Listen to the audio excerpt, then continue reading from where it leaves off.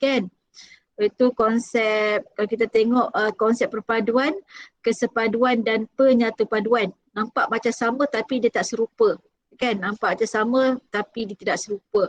Dan kalau kita tengok ketiga-tiga ni, dia merupakan fasa fasa kita untuk mewujudkan integrasi dalam masyarakat kita lah, ataupun untuk mewujudkan perpaduan dalam konteks negara kita, tetapi dia mempunyai 3 fasa yang berbeza yang tanpa kita sedari rupanya kita ni ada dalam fasa-fasa yang berbeza untuk mencapai integrasi nasional. Jadi iaitu fasa perpaduan, kesepaduan, penyatupaduan. Jadi untuk itu saya minta mungkin setiap kamu lah ataupun nama yang bernasib baik ni, saya minta kamu huraikan apa yang dimaksudkan penyatupaduan, kesepaduan dan perpaduan.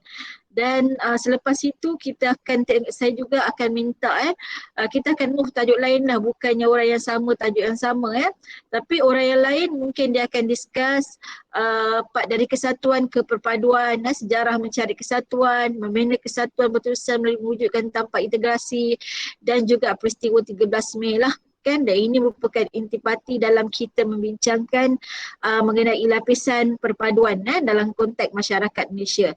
Jadi untuk itu saya minta siapa yang nasib baik ni, saya minta Muhammad Fakri Aiman untuk bincangkan yang first slide tu. Apa yang kamu fahamkan tentang 3 konsep tadi? 3 lapisan konsep tadi, iaitu perpaduan, kesepaduan dan penyatupaduan. Kalau kamu boleh kaitkan dengan kita punya tajuk subjek kita ialah berkaitan dengan etika, mungkin kamu boleh kaitkan jugalah melalui pembacaan kamu ataupun melalui logik yang kamu fikirkan betul. Okey, jadi untuk itu saya mohon Muhammad Fakri Aiman, ada tak Muhammad Fakri? Fakri? 3 kali saya sebut tak ada, maknanya tak ada lah walaupun nama dia ada. Sekejap doktor. Okey. Macam mana mic boleh rosak? Ini yang saya tak suka ni, alasan-alasan mungkin betul tapi dalam keadaan macam ini kan, kalau semua orang claim rosak tu macam mana kalian nak berjalan? Kalau tak pun awak tulis dekat ruangan chat kan, apa yang kamu faham tentang lapisan masyarakat, perpaduan, kesepaduan dan penyatupaduan. Dan kalau kamu boleh kaitkan juga dengan etika dan peradaban dalam konteks Malaysia kan. Okey. Afiq, apa tadi, Fakri, saya minta awak type dekat ruangan chat, so saya move kepada orang lain pula Ni jangan kata semua bagi alasan mic rosak. Ini saya tak nak dengar lah kan. Sebab kadang-kadang saya faham kan, tapi siapa pula yang nak faham saya kan. Kalau semua orang bagi alasan yang sama. Okay, Muhammad Syarul Ashraf.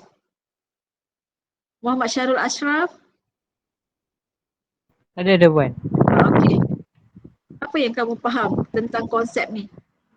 Okey, perpaduan, kesepaduan dan penyatupaduan. Dia ada 3 konsep yang awak baca, yang awak baca awak jumpalah. Kalau awak tak jumpa tu kalau awak tak baca tu maknanya tak faham ke ataupun tak jumpa. Tapi saya bagi dalam masa 20 minit ni, saya harap kamu fahamlah apa yang maksud dengan perpaduan, kesepaduan dan penyatupaduan. Dan kalau kamu boleh kaitkan dengan etika dan peradaban ni gambar yang terkeluar ni saya pun tak tahulah kan. Saya macam ni lah, nasihat saya yang mana lain tak stabil dan sebagainya kan, dia akan ganggu kamu juga. Saya boleh faham dan kadang-kadang tertentu mungkin kita tapi dia akan mengganggu, dan awak kena usaha cara-cara lain lah, pergi cari kat tempat lain ke kan, tempat-tempat yang internet stabil. Saya sendiri pun kadang-kadang bertukar tempat kan. Dia tak bermakna saya duduk kat kampus ni, doktor boleh lah duduk kampus internet free kan, ataupun internet dah ada, tapi tak stabil juga. Saya terpaksa mobile, kadang-kadang office saya kat depan, kadang saya dekat belakang Hari ni saya dekat bilik saya sendiri dekat ITHM kan. Kalau tak saya dekat office kat pejabat, saya tengok keadaan. Bila saya tengok lain tak okey, saya terpaksa lari-lari. Jadi saya kemudian awak pun buat benda yang sama lah kan. Ada usaha dan ikhtiar awak sendiri untuk belajar.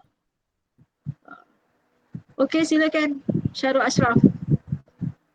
Okey, apa yang saya faham tentang konsep 3 konsep lapisan perpaduan ni, Yang pertama ni perpaduan ni dia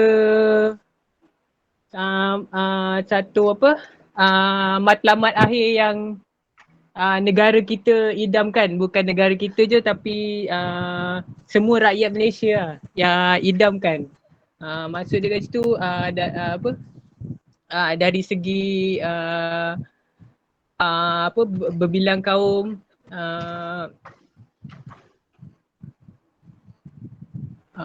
itu lepas tu dia macam untuk kesepaduan ni dia untuk menjadikan satu hubungan yang utuh, yang sangat ni lah. Lepas tu nak kesepaduan ni untuk untuk menjadikan negara aman, stabil, makmur dan sejahtera. Dalam mengikut perbezaan dalam bentuk defisit sosial masyarakat. Lagi satu untuk penyatu paduan ni dia satu proses berterusan.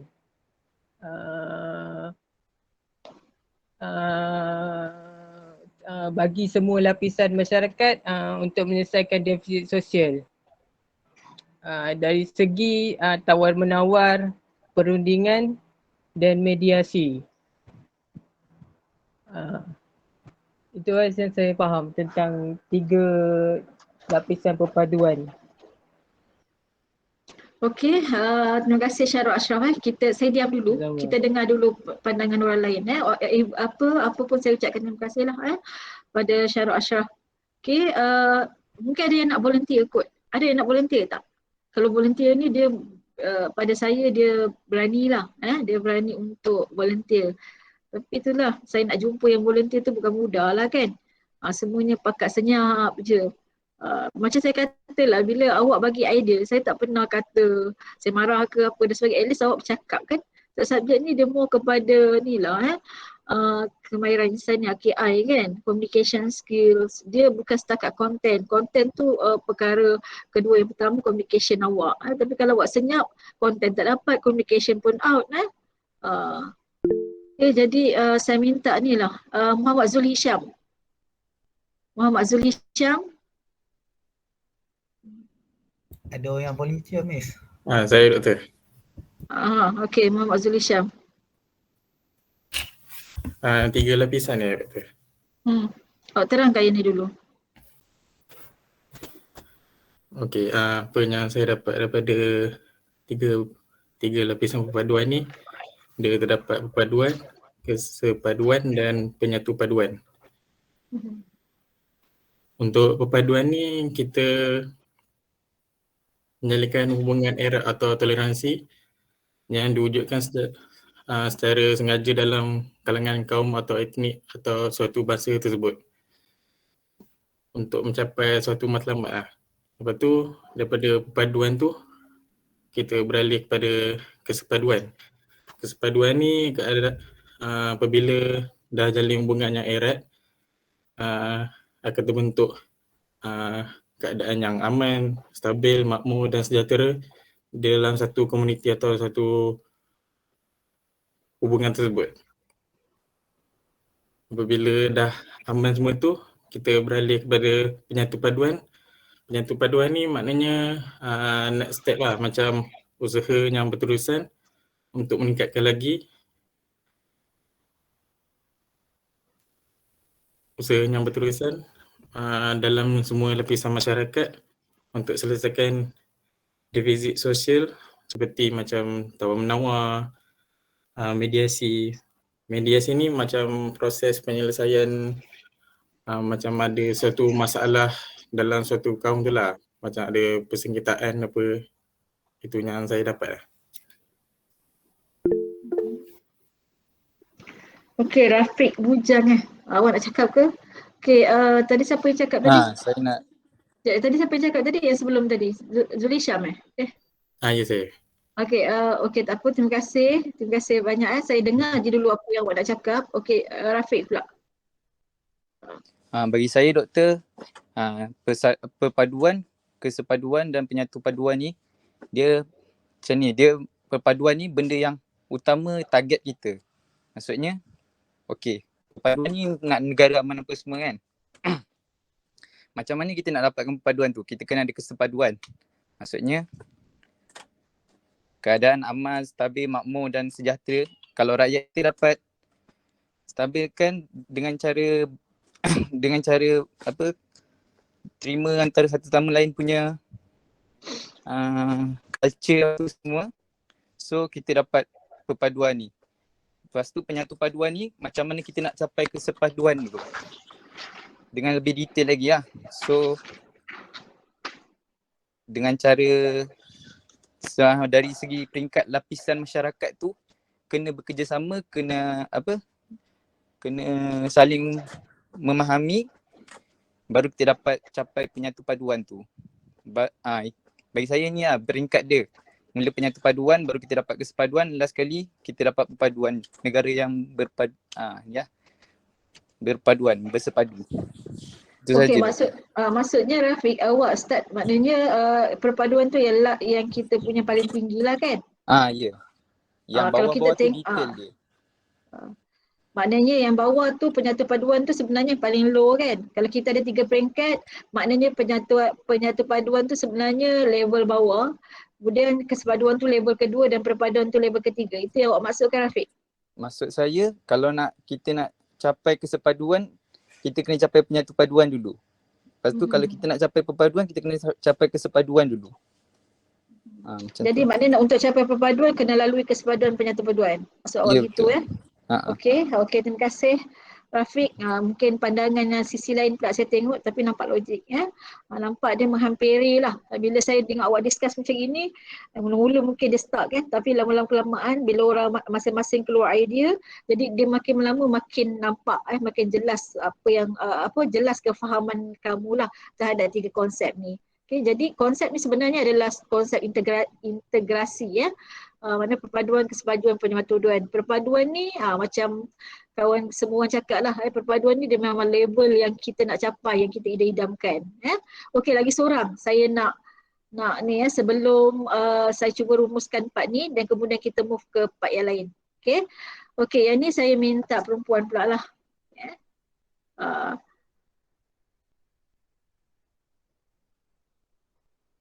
Okey, Syafiqah Nadia. Syafiqah Nadia.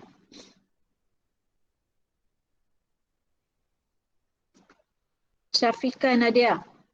Misalnya. Okey.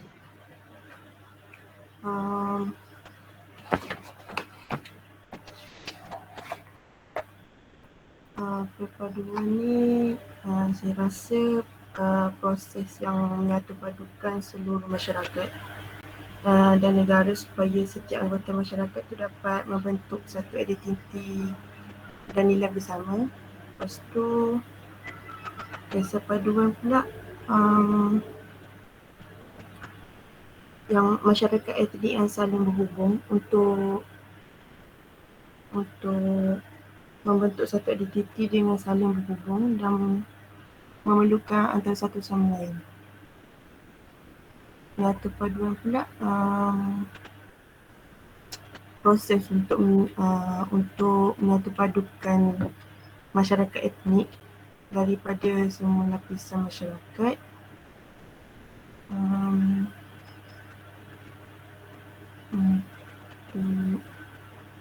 Untuk menyelesaikan integrasi yang berprinsip seperti tawar menawar, perundingan dan mediasi. Saya tak berapa jelas apa yang awak bincangkan ni, Syafiqah. Cuba ringkaskan, cuba bagi faham dekat saya dan kawan-kawan kamu. Macam tak clear kan, macam tak ada beza je. Perpaduan, penyatu-paduan. Macam perpaduan ni macam proses untuk kita menyatupadukan seluruh masyarakat dan negara untuk supaya anggota masyarakat dapat membentuk satu identiti dan nilai bersama. Kiranya perpaduan proses yang menyatupadukan. Kesepaduan pula macam pengaruh penting yang untuk membentuk perpaduan tu. membentuk perpaduan dan keutuhan masyarakat Malaysia. Penyatu paduan pula menurut saya lah, ia macam proses untuk menyatu padukan masyarakat yang pelbagai etnik ni bagi usaha berterusan pada peringkat semua lapisan masyarakat. Awak baca kat slide ke Rabia ni Adawiyah? Ah? Maksud saya awak punya info ni dapat daripada slide ya? Tak, saya research sikit. Awak Google. Ah, Memang bila awak Google awak banyak ni lah, cuma tak apalah itu pandangan awak lah, apa yang awak faham. Dah baca pun itu yang awak faham kan? Okey, tak apa. Kita akan teruskan yang lain lah okey, soal lagi. Saya minta Siti Aisyah binti Abdul Rahim. Untuk part ni saya minta Siti Aisyah binti Abdul Rahim. Okey. Sebab dia memang bahan ni banyak, awak Google memang banyak dapat awak akan dapat melalui internet lah kalau awak tak faham slide tu, tapi dekat internet banyak. Itu pun kalau awak nak usaha nak faham kan tapi ada juga yang dia dapat dia macam kurang faham kan, mungkin awak nampak macam sama je kan. Kalau dalam bahasa Inggeris pun dia agak berbeza kan dia punya tu, dan tentu dia punya definisi dia tu berbeza part dia fasal ni berbeza. Okay, Siti Aisyah Abdul Rahim. Ya, saya. Kenapa bising tu?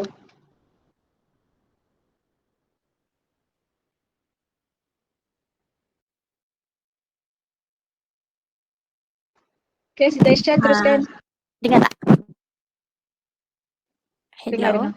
Hello. Pada saya perpaduan ni adalah kesamaan atau kesatuan bangsa agama dalam satu negara.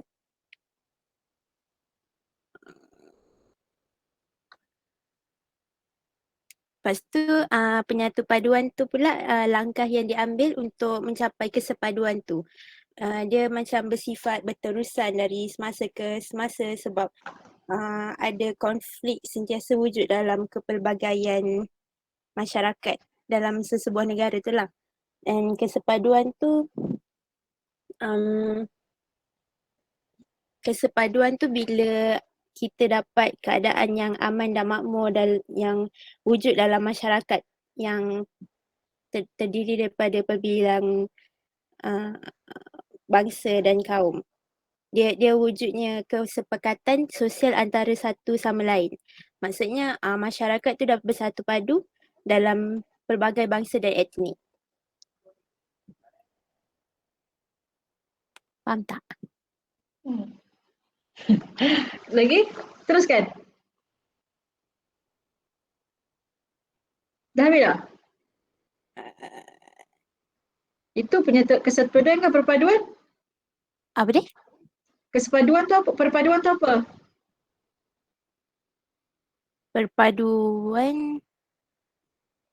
Perpaduan tu macam Okey, sekejap. Saya tanya awak, apa yang fahamkan tentang defisit sosial? Kalau kita tengok dekat kesepaduan tu kan dia ada beritahu kan memang dalam keadaan sekarang ni kita bersatu padu kan, tak ada gaduh, tak ada konflik kan, maknanya hidup dalam keadaan yang aman lah kan, stabil, tak ada konflik yang macam dekat negara-negara lain tu kan. Tapi still ada defisit sosial. Apa yang kamu faham dengan defisit sosial? Siapa yang faham tu tolong ni tolong chat dekat ruang chat book tu. Tolong tulis kat ruangan chat book.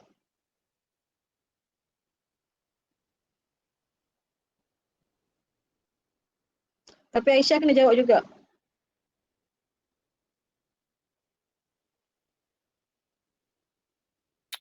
Penggunaan bahasa.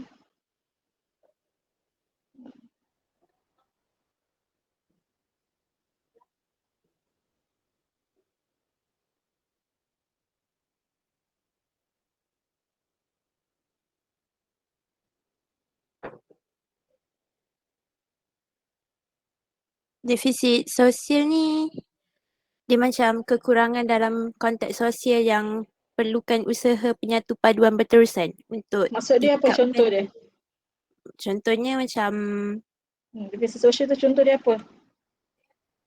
dalam kebudayaan, Yelah, apa dia? ekonomi. Apa dia? Dalam contoh-contoh tu apa dia?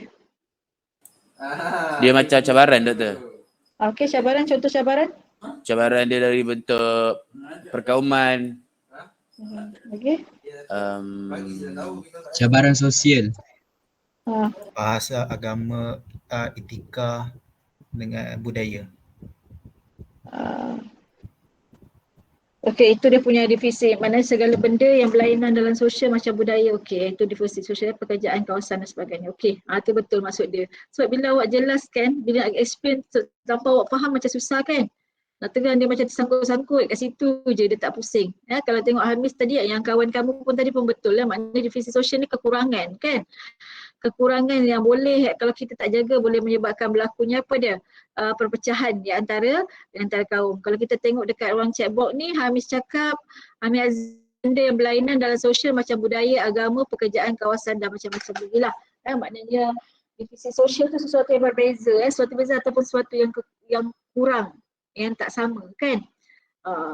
Contoh macam agama dia berbeza. Jadi benda-benda macam tu dia jadi divisi sosial yang kalau tidak dijaga divisi sosial ni dia akan berakhirkan dengan konflik antara kaum. Tapi so far kita tak adalah sampai orang kata ethnic cleansing kan macam dekat negara-negara lain kan. Tapi kita masih lagi terjagalah sebab keadaan-keadaan sini. Okey, saya cuba rumuskan tentang konsep ni sebelum kita move pada konsep seterusnya. Okay, kalau kita tengok dalam konteks integrasi perpaduan integrasi, sebab kita dah belajar sebelum ni berkaitan dengan tentang masyarakat masyarakat ataupun komuniti masyarakat yang paling tepat. Okay, masyarakat di Malaysia ini kita ni daripada segi nak tengok susuk galur etika dan peradaban ni kita tengok kita punya ciri-ciri demografi masyarakat kita yang pelbagai kaum kan. Itu kita punya asas lah untuk kita menerangkan mengenai etika dan peradaban. Maknanya setiap kaum kita tak boleh nak comparekan negara lain. Negara lain ni mungkin dia ada satu tak banyak masyarakat dia ataupun tak banyak etnik dia yang mana mudah dia untuk mencapai perpaduan. Perpaduan pun saya boleh katakanlah tak ada dalam negara di dunia pun yang boleh capai perpaduan.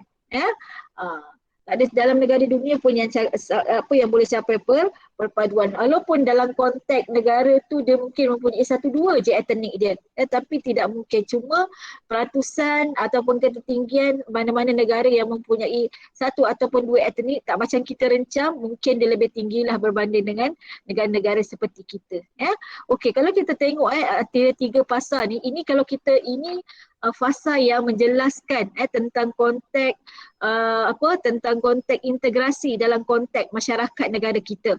Maknanya kita dah ada tiga fasa, iaitu fasa perpaduan, kesepaduan dan penyatupaduan. Tetapi kalau kita tengok dia punya slide ni, nampak macam perpaduan tu paling bawah kan, kesepaduan kemudian penyatupaduan. Tapi daripada segi penjelasan, sebenarnya perpaduan tu merupakan satu imagine society, iaitu masyarakat yang kita idamkan, yang ahli politik idamkan, yang menteri idamkan, dan kebanyakan orang idamkan perpaduan.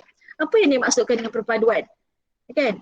Perpaduan ni dia kita boleh katakan unity in uniformity. Okay, unity in uniformity. Maksud dia macam mana saya nak kata dalam bahasa Melayu, siapa boleh terjemahkan? Unity in uniformity, dia yang macam perpaduan yang berbentuk kesamaan ataupun dalam bentuk kesatuan kan. Dia maknanya unity in is uniformity, maknanya perpaduan yang mana dalam perpaduan, kalau kita tengok boleh dibayangkan masyarakat dalam konteks perpaduan ni dia satu bangsa, satu agama, satu bahasa dan satu negara. Maksudnya semua satu. Maknanya kita kalau perpaduan ni, masyarakat yang sampai tahap level perpaduan ni adalah masyarakat yang di mana dia mempunyai satu bangsa saja, iaitu bangsa Malaysia. Kemudian satu bahasa je. Kalau dalam konteks sekarang bahasa Melayu lah dijadikan sebagai bahasa kebangsaan kan. Kemudian satu agama saja.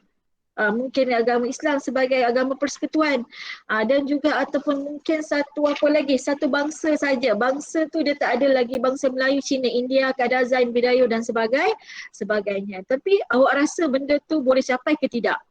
Kan? Jadi kalau kita tengok mustahil lah dalam konteks negara kita yang pelbagai etnik, yang berbilang bangsa kan, yang punya pelbagai agama kan, dan kemudian daripada segi budaya berbeza untuk kita sampai tahap itu. Dia tidak mungkin dan tidak mungkin akan berlaku lah.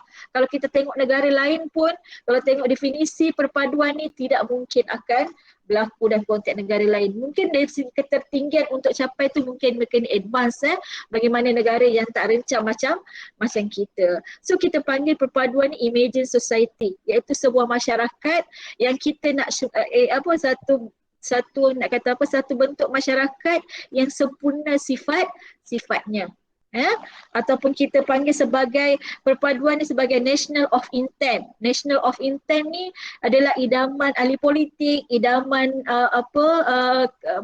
ahli politik lah, idaman rakyat dan idaman semua. Negara yang idamkan yang kita rasa yang mungkin yang memang kita just idamkan sajalah, yang mungkin tidak akan tercapai. Dia amat sukar untuk kita gabungkan semua tu. Kalau kita belajar last week, kalau kamu tengok kan, dia ada beberapa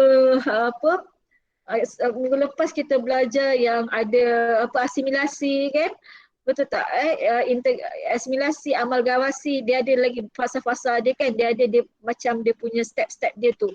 Amalgamasi tu yang paling tinggi kan. Kalau kita tengok amalgamasi ni, kalau kita dapat amal, dia akan capai perpaduan. Tapi tak mungkin lah semua orang nak berkahwin campur kan, nak korbankan dia punya budaya, amalkan budaya lain. Dan untuk orang kata semua orang nak tinggalkan agama datuk moyang dia dan sebagainya, dia tidak mungkin. Jadi mungkin berlaku tapi tak semua orang boleh buat kan. Jadi boleh saya katakan perpaduan ni kita belum capai lagi. Kita belum capai lagi ke peringkat negara yang idamkan. Contoh saya pernah bagi contoh kat kamu semua, masa tu Dr. Mahathir menjadi Perdana Menteri yang keempat kan. So dia meletakkan dalam dasar wawasan dia, meletakkan pada tahun 2020 Malaysia menjadi sebuah negara yang bersatu padu. Maju dan bersatu padu. Nampak tak? Masyarakat yang bersatu padu. Masyarakat yang maju dan bersatu padu. Dan kita sekarang ni dah terlebih setahun, 2021. Dan kita melalui dan kita boleh nampak tercapai ke tidak? Tercapai ke tidak sebenarnya impian Tun Dr. Mahathir tu? Bukan impian dia lah, impian semua rakyat Malaysia. Tercapai ke tidak? Masih ada konflik. Ini memang dia belum tercapai. Maknanya keadaan tu kita bergerak ke arah tu tapi masih belum tercapai. Itu masyarakat yang maju dan juga bersatu padu. Kan? Yang macam saya kata satu padu ni pemikiran pun mesti sama. Kalau katakan orang Melayu ni fikir A, Cina pun fikir A, India pun fikir A, Bidayuh pun fikir A. Dia tak ada seorang A, seorang B, seorang C. Yes? Itu tak akan tercapai lah. Okay, so apa yang berlaku sekarang ni, kita berada di fasa yang fasa yang seterusnya, yang sebelumnya untuk capai ke perpaduan, iaitu kesepaduan dan penyatu paduan. Kesepaduan ni yang kita berada sekarang, di peringkat kesepaduan sekarang. Kita tak capai peringkat perpaduan tetapi kita berada di peringkat kesepaduan. So bagaimana keadaan masyarakat yang berada di dalam dalam konteks kesepaduan, dalam fasa kesepaduan, iaitu masyarakat yang masih lagi bersatu padu kan, kemudian masih dalam keadaan aman, berada dalam keadaan stabil, makmur dan sejahtera kan. Maknanya dia hidup dalam keadaan aman je, keadaan stabil, sejahtera dan sebagainya. Tetapi dalam keadaan kita stabil, dalam keadaan kita aman, tetapi ada perkara-perkara defisit sosial yang belum lagi selesai, yang kita dapat selesaikan. Masalah defisit sosial tu yang saya cakap tadilah. Maknanya yang macam kamu-kamu tadi, berbeza agama, berbeza budaya, kemudian daripada kawasan kediaman pun berbeza kan. Perkara-perkara itu walaupun masih lagi tidak tercapai, tetapi walaupun tidak tercapai keadaan kita aman, stabil, makmur dan sejahtera. Boleh faham tak maksud dia? Boleh faham ke tidak? Boleh. Kan? Yang lain-lain. Okay, so saya ulang lagi sekali, perpaduan emerging society, itu masyarakat yang masyarakat kita idamkan, yang satu bahasa, satu agama kan, dan satu bangsa kan, tak mungkin. Dan keadaan kita yang punya kepelbagaian dan kerencangan kaum ni boleh dapat sampai ke tahap itu, keadaan ataupun hubungan masyarakat kita. Tapi apa yang berlaku pada hari ini, pada hari ini dan buat masa sekarang, kita telah mencapai ke peringkat kesepaduan yang mana keadaan kita aman, keadaan kita makmur, sejahtera kan, tetapi dalam keadaan kita aman, stabil, makmur dan sejahtera, tapi kita masih lagi ada defisit sosial yang orang kata yang kita belum selesaikan. Iaitu masalah perbezaan agama kan, masalah perbezaan pekerjaan, perbezaan bahasa dan sebagainya. Itu keadaan kita sekarang, yang kita capai sekarang. Okey. Tapi kemudian kesepaduan ni juga ada lagi satu tahap yang kita sekarang ni sedang bergerak. Kita sedang bergerak ke arah kesepaduan dan seterusnya ke arah perpaduan, iaitu penyatu paduan. Kalau kesepaduan, keadaan kita sekarang, keadaan bersatu padu, aman, damai. Tapi penyatu paduan ni adalah merupakan proses, usaha yang dilakukan sama ada di peringkat atasan tu di peringkat kerajaan dan juga di peringkat rakyat. Kita panggil sebagai bottom up daripada bawah, rakyat punya usaha, kemudian top down daripada kerajaan. Jadi mereka ini usaha-usaha yang dilakukan untuk menggerakkan ataupun untuk mengekalkan kesepaduan dan juga untuk kita mencapai perpaduan yang mungkin kita rasa yang tidak mungkin tercapai, tetapi kita bergerak ke arah itu. Walaupun tak tercapai tapi kita bergerak ke arah itu. Maknanya kita menghempit. Faham tak? Kita menghempit ke arah perpaduan. Walaupun kita jangkaan kita memang tidak akan tercapai perpaduan tu. So penyatu paduan ni adalah proses, dia usaha berterusan. Apa yang dilakukan oleh kerajaan untuk mengekalkan kesepaduan dan bergerak ke arah perpaduan. Antaranya itulah macam-macam dia buat kan. Macam contohnya dia buat program-program yang berbentuk meraihkan kesepaduan kaum kan. Contohnya macam saya nak kata, kalau hari raya tu kan rumah terbuka, dia menggalakkan kan rumah terbuka, kemudian apa lagi, dia punya proses-proses tu lah, ataupun apa-apa saja program dia akan libatkan dengan pelbagai kaum. Itu usaha yang dilakukan oleh kerajaan. Dan juga begitu juga kalau kerajaan buat pun tapi rakyat yang tak bergerak pun tak juga. Jadi rakyat juga kena memainkan peranan, memainkan peranan. Untuk peranan apa rakyat ni? Rakyat ni apa peranan dia? Peranan rakyat ni adalah participate, menyertai program-program yang dianjurkan oleh kerajaan, dan program-program itu semua berkaitan untuk mengukuhkan hubungan di antara kaum. Kalau kita tengok macam rukun tetangga, itu salah satu usaha yang dilakukan oleh kerajaan, yang mana rukun tetangga tu dia melibatkan daripada pelbagai kaum. Okay. So kalau kita tengok sebab itu kan saya tengok dia macam naik ke atas kan, perpaduan, kesepaduan, penyatu paduan. Maknanya penyatuan tu ke atas, maknanya penyatu paduan tu proses. Memang sentiasa kita melakukan sesuatu kan, aktiviti-aktiviti yang mengukuhkan hubungan di antara kaum. Dan kesepaduan tu realitinya pada waktu sekarang, keadaan masyarakat ataupun bentuk hubungan masyarakat kita pada masa sekarang aman, stabil kan, makmur.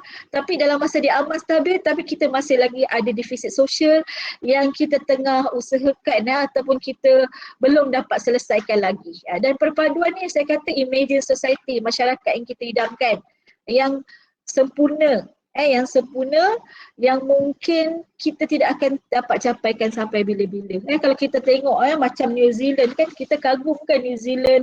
Kita tahu antara New Zealand ni antara negara-negara Scandinavian kan yang memang sangat orang kata menjaga hubungan di antara kaum ataupun menjaga keamanan dalam masyarakat di negara tersebut kan, New Zealand. Tapi kalau kamu tengok di New Zealand pun, walaupun kita nampak antara negara yang kita respect kan, kalau daripada segi indeks keamanan pun New Zealand antaranya, New Zealand antara negara yang daripada segi indeks keamanan ni antara yang top 5, top 10 dan sebagainya, ada dalam ranking kan.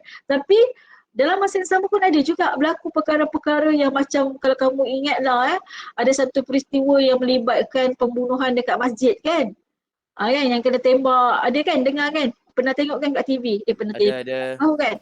Jadi Ada, dekat doktor. situ pun nampak tak dalam keadaan dia aman stabil, tetapi ada perkara-perkara yang dia tak nak, menteri dia sangat frust kan. Menteri dia yang perempuan tu sangat frust bila perkara-perkara itu berlaku, sebab bagi dia mengganggu keamanan kan, keamanan dalam konteks negara dia lah, daripada segi penyatu paduan kaum, hubungan di antara kaum kan.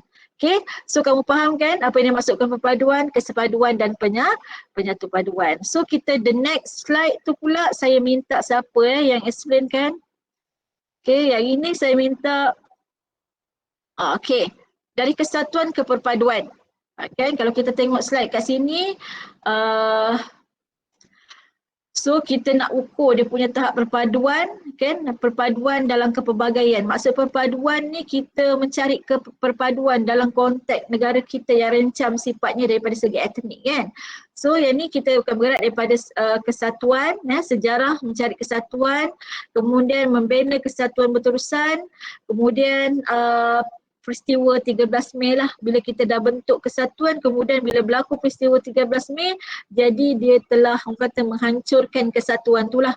Kemudian kita bergerak ke RMK kedua kan, kemudian perpaduan dalam kepelbagaian dan seterusnya kepada Indeks Perpaduan Nasional. So Indeks Perpaduan Nasional ni merupakan satu kejayaan yang dilakukan oleh kerajaan sebagai satu inisiatif sebenarnya, bukan satu kejayaan, satu inisiatif yang dilakukan oleh kerajaan untuk mewujudkan perpaduan, iaitu dengan perkenalkan Indeks Perpaduan Nasional. Okay, so saya minta siapa yang boleh jelaskan?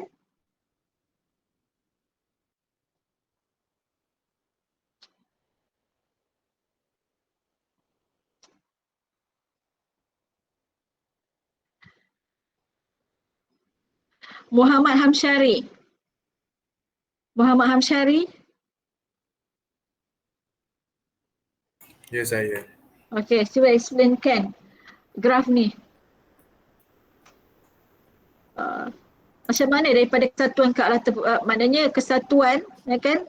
Daripada kesatuan kita membentuk ke arah perpaduan. Makna dia punya fasa-fasa ataupun kronologi dia.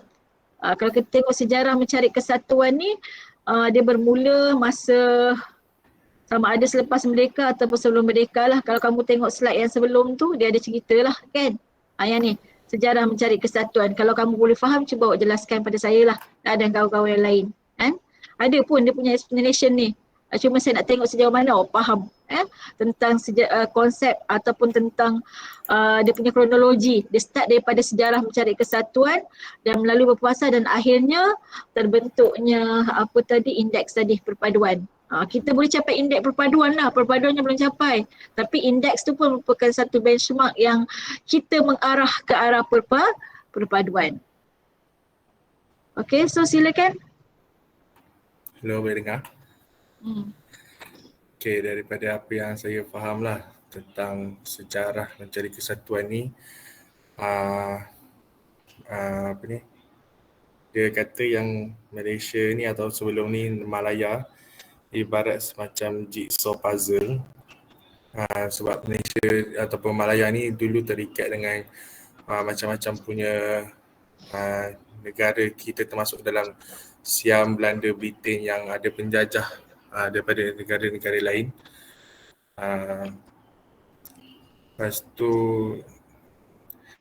bila dah ada pasal kesatuan ni, nanti akan terwujudnya pembentukan kesatuan dengan persekutuan. Sebagai contoh, negeri-negeri Melayu bersekutu, negeri-negeri Melayu tak bersekutu, negeri-negeri Selat, itu antaranya. Lepas tu pembentukan Malaya Union pada 1946 telah ditentang dan berjaya dimansuhkan.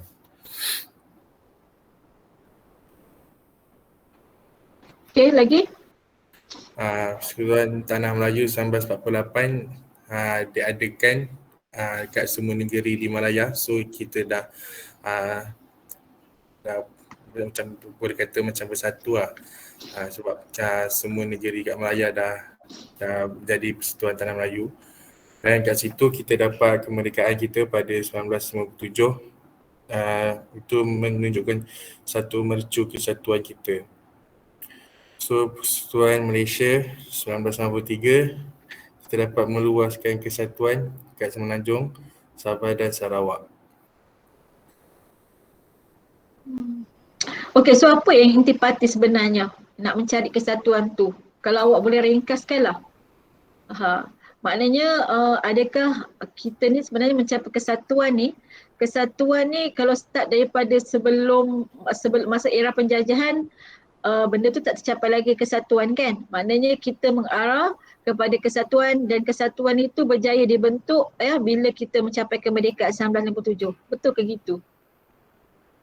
Bagi saya macam waktu dulu ni kita terlalu banyak kaum dan agama budaya semua. Lepas tu kita tak mencapai lagi kesatuan sebab masing-masing macam tak bersatu padu lagi. So bila kita dah dapat, bila penjajah datang,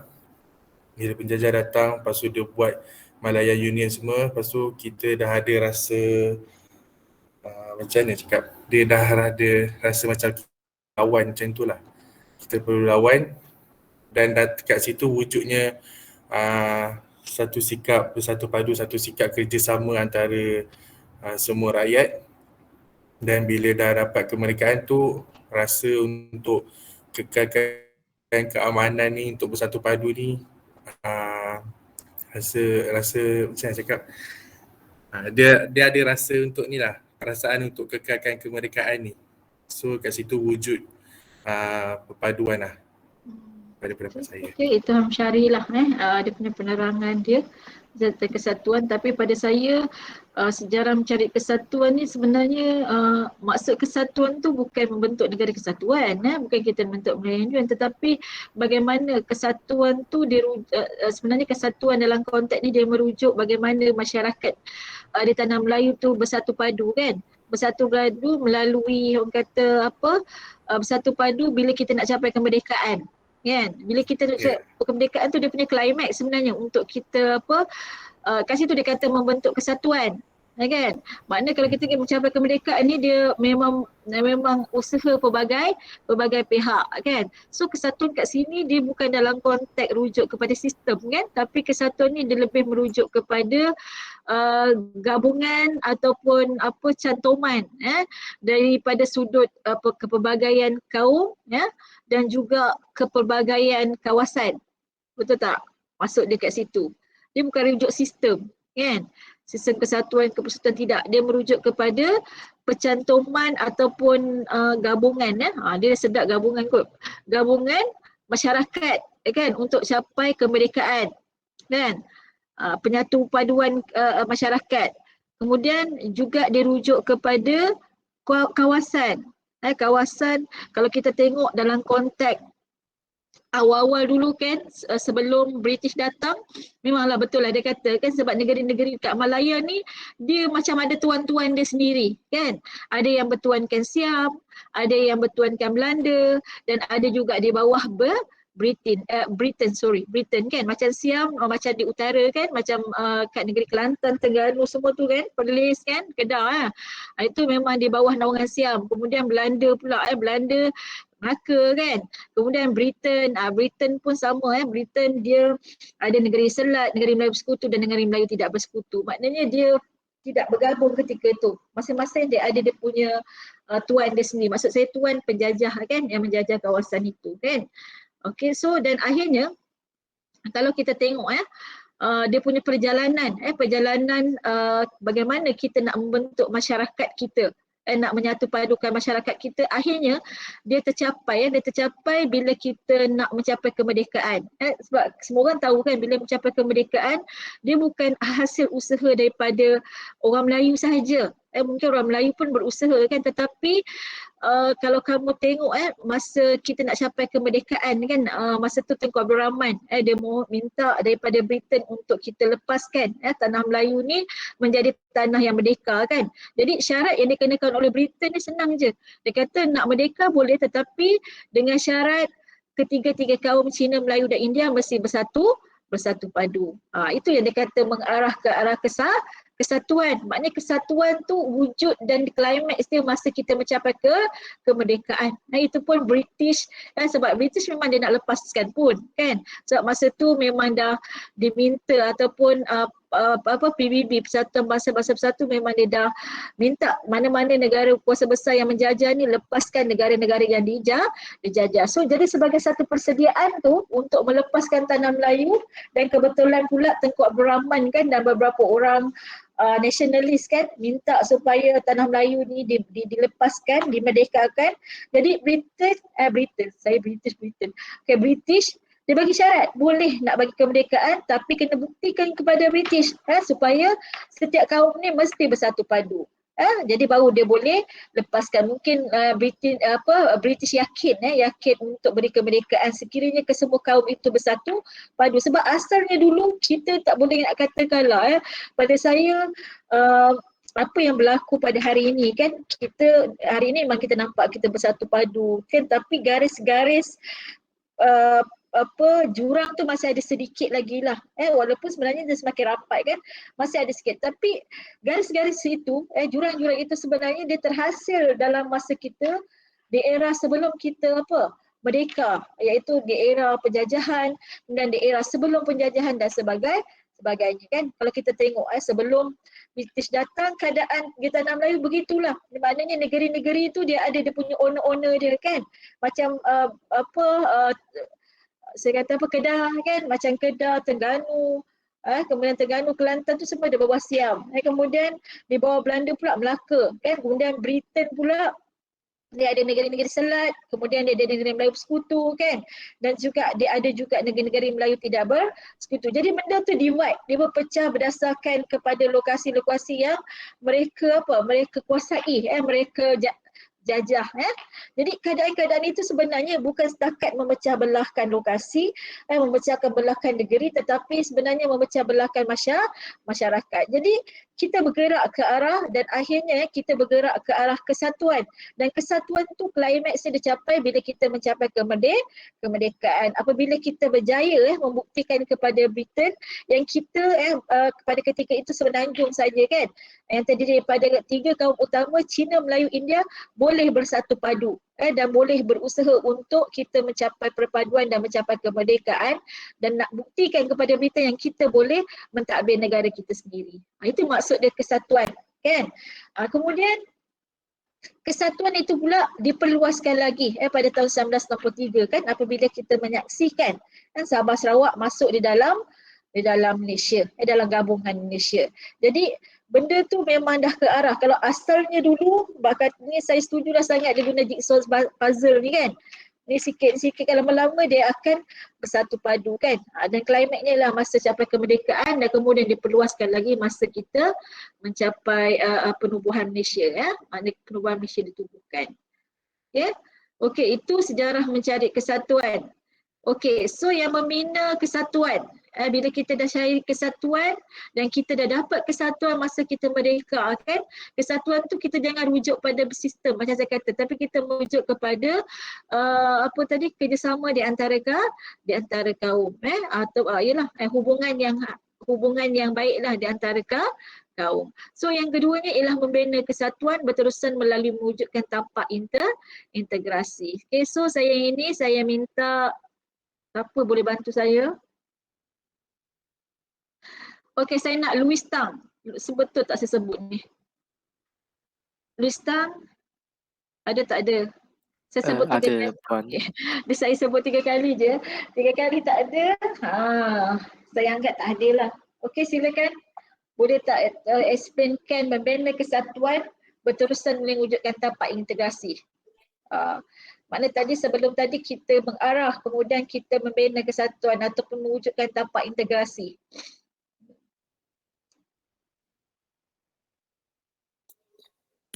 Ini tapak integrasi yang lebih berfokus dengan agama, dengan etnik dekat Malaysia sini, sebab Malaysia sini dia berbagai kaum.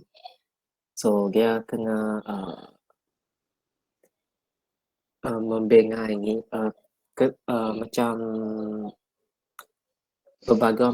perbagaian ni untuk kesatuankan itu rakyat Malaysia.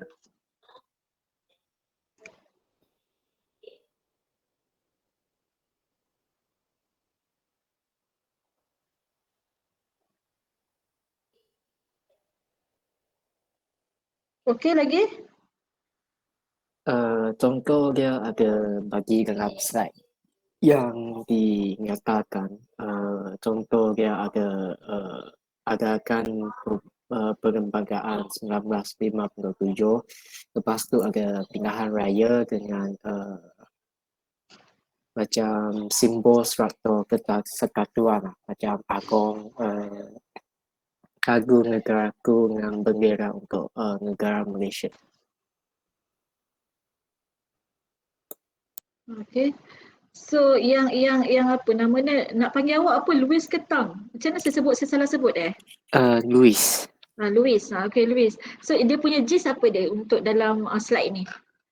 Sebelum tadi kita terang dia menuju kesatuan, climate kesatuan tu akhirnya tercapai masa kita masa kita untuk capai kemerdekaan lah dan juga penubuhan Malaysia. Tapi yang ini, slide ini lebih nak bincangkan mengenai bagaimana kita nak teruskan, nak sustain. Perkataan sustain kan? Sustain kesatuan itu dengan mewujudkan tapak integrasi. Maknanya untuk sustainkan kesatuan tu, jadi beberapa tapak diperlukan lah kan. Maknanya beberapa perkara ataupun beberapa usaha dilakukan. Dan usaha ni dipanggil sebagai tapak integrasi lah kan untuk sustain kesatuan tu. So apa usaha dia? Nampak dia senang je slide ni sebenarnya, tak susah.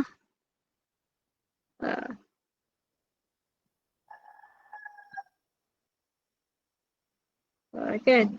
Dia integrasi ni dia macam kalau kita boleh bayangkan dia macam dewan lah. Dewan ramai kan, dekat situ tempat berjumpa, dekat situ tempat berbincang, dekat situ tempat bertemu. Gitulah maksud dia. Okay, Louis boleh faham tak? Okay, tak apa. Okay, Louis ada apa nak cakap? I yang faham dia macam dia mengadakan banyak program untuk menyatukan Malaysia macam. Okey, maknanya usaha-usaha Okey, tak apa, terima kasih. Okey, Rafiq, dia angkat tangan. Okey, Rafiq, silakan Rafiq. Apa yang awak fahamkan? Dia sebenarnya awak kena baca, awak faham. Saya faham dekat yang apa yang saya baca ni, dia gunakan dari segi undang-undang, lembaga undang-undang, lagi satu parti politik yang melibatkan elit-elit lah kebanyakannya. Orang-orang atas lah yang mencadangkan program untuk kesatuan ni. Macam rancangan pembangunan 5 tahun, institusi pilihan raya 1952, 1955, penubuhan parti politik bersifat muafakat, maksudnya gabungan antara parti-parti politik lah. Itu yang setakat tu je yang saya faham, Doktor. Okay. Thank you Rafiq. At least you volunteer nak bagi pandangan kan. Okay, terima kasih Rafiq, terima kasih Louis. Okay, siapa lagi? Saya minta dia kadang-kadang sampai ke bawah, saya jarang nak sampai ke bawah. Okay. Pavitra boleh tak? Pavitra.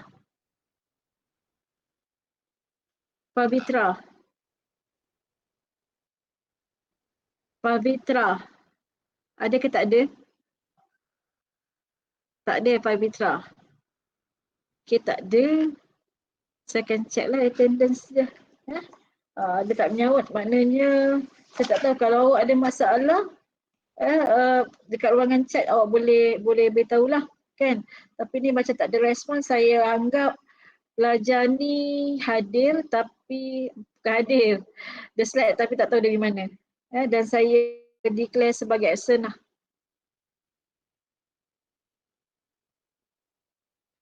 Okey, Pajwin Pural.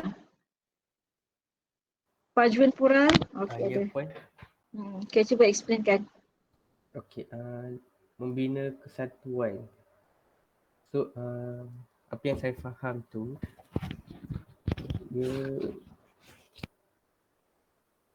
dia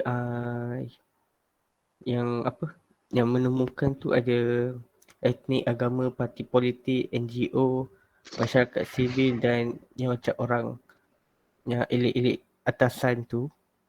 So mereka buat apa pertemuan tersebut. So perempuan parti politik yang bersifat muafakat. Lepas tu rancangan pembangunan 5 tahun dan simbol dan struktur kesatuan. So mereka bila buat kesatuan tu, so mereka pun buat simbol dan struktur tersebut untuk menunjukkan kesatuan tersebut, seperti YDPA dan membuat bendera, lagu negaraku. Yang tu je Puan. Okay, itu yang Fajrul Hural faham ya. Ya Puan. Thank you, thank you.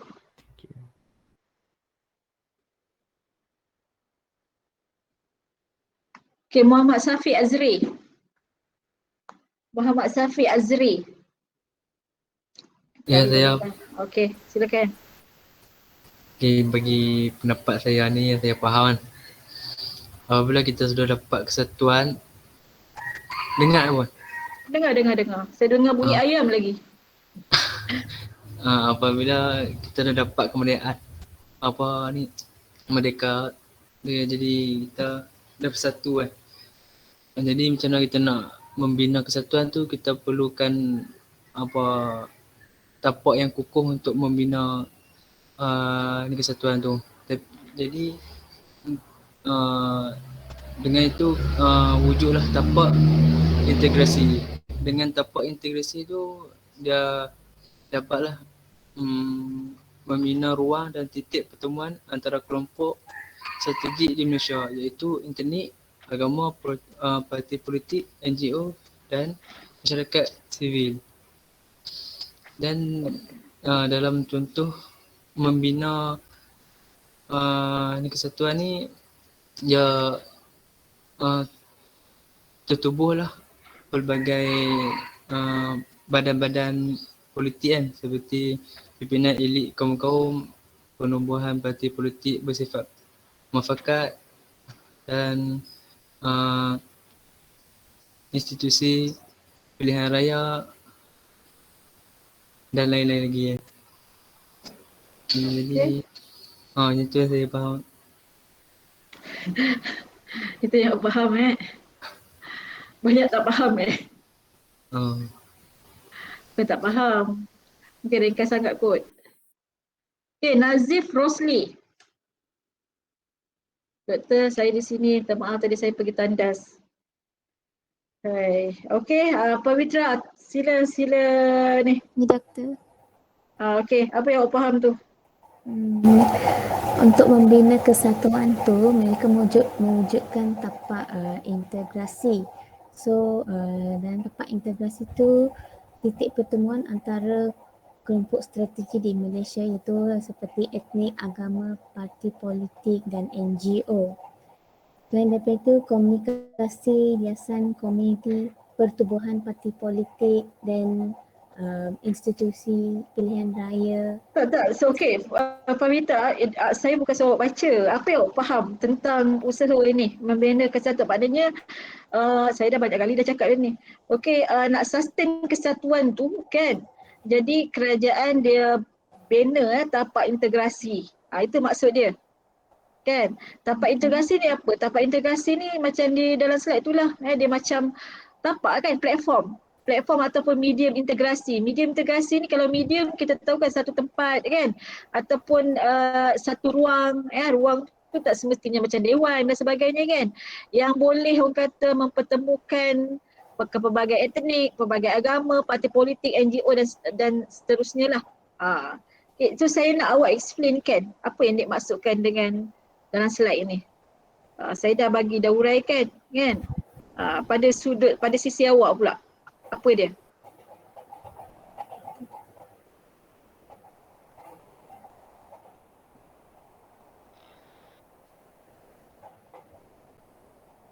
Pavitra.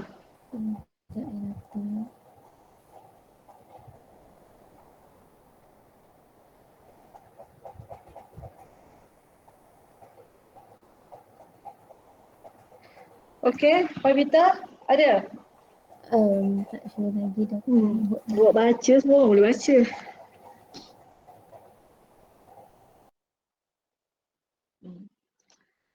Saya rasa dia tak susah pun slide ni nak faham. Okey. Ada idea Pavita? Ke tak tahu? Tak tahu dah. Itulah, awak pergi tandas lama sangat. Okey. Okey, kalau kita tengok ya. Okey, terima kasih Pavita. Okey, kalau kita tengok slide ni tadi, macam saya kata tadi kan, awal tadi dia menuju kesatuan kan, dan klimaks kesatuan kita capai kan, dan kita capai masa kita mencapai kemerdekaan kan, yang mana menyaksikan pelbagai kaum bersatu padu kan untuk kita mencapai kemerdekaan. Maknanya dia usaha bukan satu kaum je, bukan kaum Melayu, tapi sebenarnya hasil usaha di antara ketiga-tiga kaum ketika itu. Masa tu dia semenanjung lagi ya. Kemudian akhirnya kita capai kemerdekaan. So kesatuan dekat sini maksud dia ialah gabungan ataupun kerjasama di antara kaum. Jadi kemudian dan kesatuan tu juga merujuk kepada gabungan ataupun percantuman wilayah wilayah-wilayah kalau dulu sebelum ni sebelum kita di era penjajahan kan, wilayah-wilayah tu dia ada dia punya tuan dia sendiri kan. Macam saya kata tadilah Perlis, Terengganu, Kedah kan, kemudian dia bawa Siam, kemudian Belanda, Melaka dia bawa Belanda kan. Jadi benda tu berpecah-pecah kan. Bila berpecah-pecah dia tidak mungkinlah untuk kita nampak ataupun kita untuk menghasilkan kaum yang bersatu padu kan. Jadi akhirnya bila kita nak capai kemerdekaan, dekat situ baru klimaks dia. Dan nampak usaha-usaha nampak kita punya percantuman ataupun nampak kita punya kerjasama di antara kaum kan. Jadi selepas kita merdeka, so ini usaha kita. Maknanya selepas kita merdeka, jadi usaha kita dah capai kesatuan, tapi kita bila lepas mereka kita nak sustain kesatuan tu. Sustain tu apa? Sustain tu supaya kesatuan tu maknanya kehidupan masyarakat ataupun kerjasama di antara kaum tu berterusan kan. Jadi bagaimana nak menghasilkan kesatuan yang berterusan ataupun kesatuan untuk masyarakat yang bersatu padu tu berterusan, iaitu dengan mewujudkan tapak integrasi. So tapak integrasi ni apa sebenarnya? Tapak integrasi ni dia macam ruang, dia macam kalau kita dalam perkataan lain sama ada dia ruang, medium ataupun platform kan, yang mana platform tu mempertemukan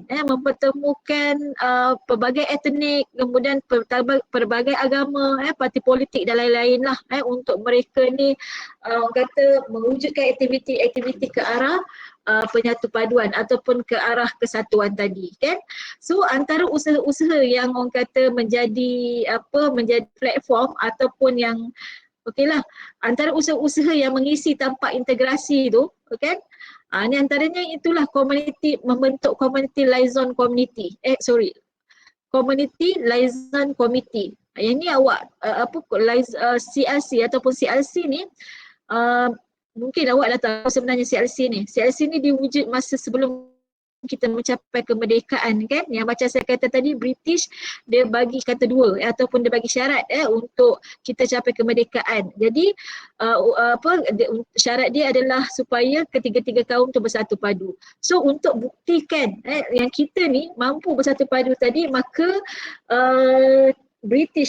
British ni pun dia berusaha juga dengan di bawah Malcolm McDonald tadi dia membentuk community liaison committee yang mana diwakili oleh kaum-kaum yang terdapat di tanah Melayu, termasuk juga dengan pegawai British. Jadi dia punya tujuan CLC ni tadi adalah untuk untuk mencari persefahaman, untuk mencari persamaan perbincangan di antara kaum masa kita nak capai kemerdekaan. Itu dia punya tapak. Tapak tu maksudnya usaha. Maknanya usaha yang kita lakukan untuk meneruskan kesatuan tadi. Inilah usaha-usaha dia. Antaranya membentuk community liaison committee, kemudian menubuhkan parti politik bersifat muafakat kan. Bersifat muafakat lah. Dan kita nampak kan yang bersifat muafakat, contohnya terbentuknya parti perikatan kan. Parti perikatan pada awalnya antara UMNO dengan MCA, kemudian bergabung pula UMNO MCA dengan MIC, dan ini jelas terbukti kan bila mereka ni nampak dia punya kerjasama tu dalam pilihan raya. Pilihan raya pada tahun 1952 dan juga 1955. Kan 1952 tu pilihan raya saya kerajaan tempatan kan. Kerajaan tempatan ni dekat Majlis Perbandaran. Kemudian pilihan raya umum yang pertama, pilihan raya umum yang pertama pada tahun 1965 yang menyaksikan bila bergabung ketiga-tiga kaum ni, akhirnya ketiga-tiga kaum ni di bawah Parti Perikatan ni menang besar. Dia bukan setakat menang 2/3 tetapi satu kursi saja yang dia kalah, yang lain semua dia menang. Jadi kat situ dah menunjukkan usaha-usaha yang dilakukan oleh apa dia? Oleh penduduk di tanah Melayu kan, ataupun pemimpin-pemimpin di tanah Melayu untuk mengekalkan kesatuan. Itu maksud dia sebenarnya. Tapak tu kan platform kan. Jadi untuk tapak interaksi ni, platform dia inilah dia. Usaha-usaha dia nak sustainkan kesatuan tadi. Kemudian dalam rancangan pembangunan 5 tahun kan yang dilakukan ataupun dibuat oleh kerajaan selepas kita merdeka, rancangan Malaya pertama, rancangan Malaya kedua, kemudian dalam DEB pun semua benda-benda tu ataupun perkara-perkara dia punya matlamat ataupun objektif dasar ni adalah bertujuan untuk mencapai perpaduan. Jadi itu usaha-usaha, maksud dia usaha-usaha yang dilakukan oleh kerajaan untuk mengekalkan ataupun untuk sustainkan persatuan. Begitu juga dalam perlembagaan 1987, itu pun merupakan satu usaha yang dilakukan. Yang mana kita tengok dalam perlembagaan itu, kita nak membentuk perlembagaan tu pun dia bukan datang daripada suatu suara. Konten dalam perlembagaan tu pun bukan cadangan ataupun propose oleh satu kaum saja, tetapi dia melibatkan ketiga-tiga kaum di tanah Melayu yang ketika itu terdiri daripada Cina, Melayu dan India. Kan, kalau kamu ingat lagi lah Suruhanjaya Red kan. Suruhanjaya Red ni dalam banyak-banyak usul yang dibuat oleh rakyat di tanah Melayu, dia hanya menerima satu je, iaitu daripada Pakatan, Parti Perikatan ataupun daripada Pakatan Muni. Pakatan Muni terdiri daripada tiga-tiga kaum tadi. Yang cadangan dan proposal daripada kaum-kaum ni yang dimasukkan dalam perlembagaan 1997. Nampak tak dia punya ni, bagaimana dia sustainkan kesatuan selepas kita mencapai kemerdekaan kan. Ni samalah kena wujudkan simbol, kemudian struktur kerajaan. Simbol ni dan struktur kesatuan ni nampak dengan jelas apabila kita ada jawatan yang di-Pertuan Agong, kemudian bendera kan. Bendera ni sebenarnya melambangkan menjadi simbol kesatuan kan. Dan lagu negaraku, dasar kebudayaan dan sebagainya lah. Okay. Itu antara usaha yang dilakukan untuk sustain kesatuan selepas kita mencapai kesatuan semasa kemerdekaan. Okey, so yang ini pula, siapa nak jelaskan, kita ada 10 minit lagi. Okay. Kemudian di peringkat ni pula, kesatuan yang kita bentuk, kita dah sustain tetapi nak sustain tu bukan sesuatu yang mudah. Macam pernah kalau kamu pernah dengar, nak mengekat, nak dapat oleh kemerdekaan tu, bukan nak kata mudah, susah. Tapi nak mengekalkan kemerdekaan itu lagi sukar kan.